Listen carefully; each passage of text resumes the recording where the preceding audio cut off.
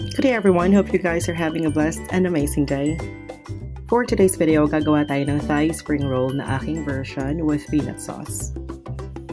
Para sa mga ingredients, ipa-flash ko lang sa screen at ilalagay ko na lang rin sa comment section below.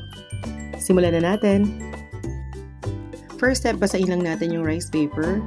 Second, ilagay na natin yung lettuce, mango, cucumber, yung meat, and then yung sotanghon.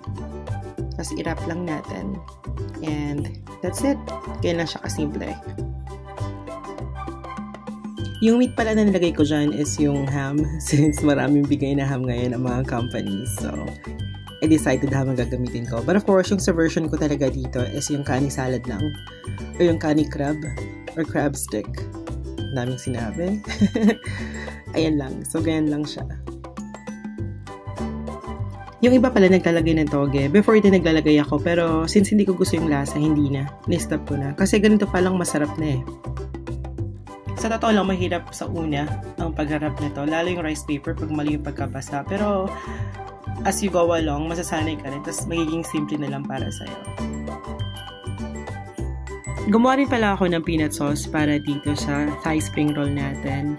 Now, papakita ko na lang yun sa next video ko. Pero kahit ganito lang, napakasarap na. Hindi na kailangan ng sauce.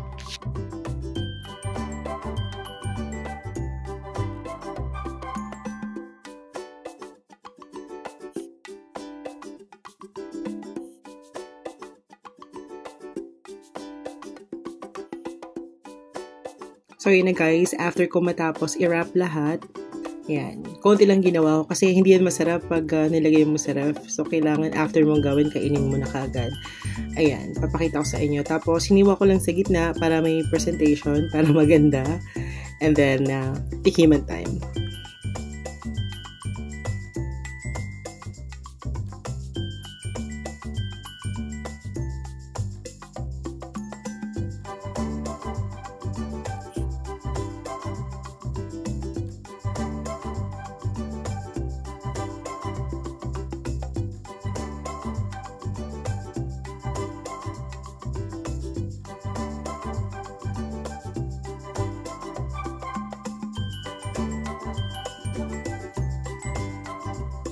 So, ayan na siya. Tapos na, papatikim na natin sa aking Jonakis kung approve pa sa kanya.